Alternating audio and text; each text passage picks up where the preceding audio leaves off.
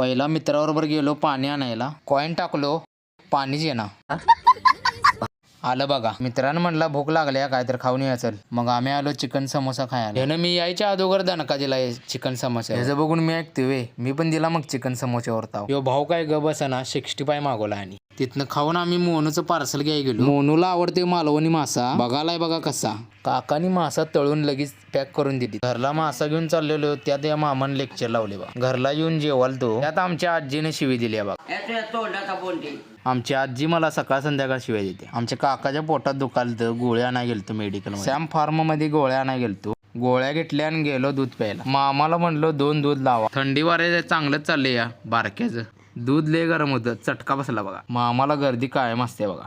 Video आवडल्यास like करा, share करा, फॉलो करा. चला.